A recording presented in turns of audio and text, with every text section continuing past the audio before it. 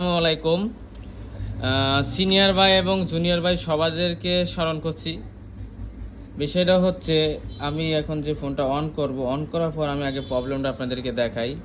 এই যে ফোন চালু হইল, আপনাদের এইখান অনেকবার চেষ্টা করার পরে একবার শুধু ফোনটা 1 মিনিটের মতো চালু ছিল, সর্বোচ্চ 1 মিনিট ফোনটা অন ছিল।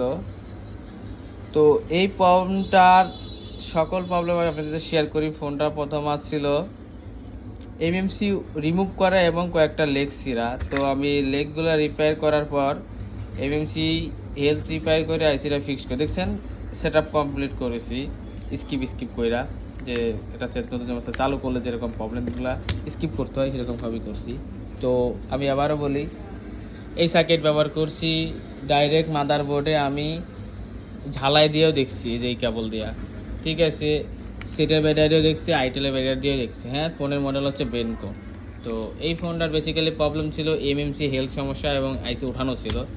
তো আমি হেলথ রিপেয়ার করে লাগানোর পর সেটা হ্যাং লগো মনে দাঁড়ায় থাকে। অনলাইন থেকে ফাইল নামিয়ে ফ্ল্যাশ করার পরে হ্যাং লগে দাঁড়িয়ে থাকে।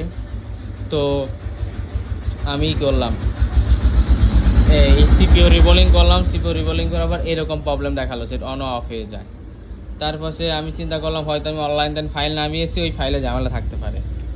তো অতএব পরে আমি কি করলাম, আগে যে ডাম ফাইল ব্যাকআপ ছিল, তখন আমি একটা স্যামসাংয়ের একটা ভালো মানের একটা এমএমসি নিয়েছি।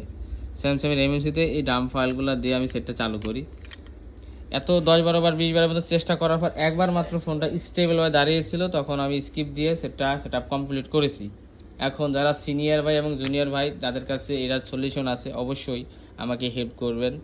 ধন্যবাদ। ভিডিওটা কারোর উপকারে লাগলে, আমার না শুধু অনেকের উপকারে লাগবে, ভিডিওটা দেখবেন। আল্লাহ হাফেজ।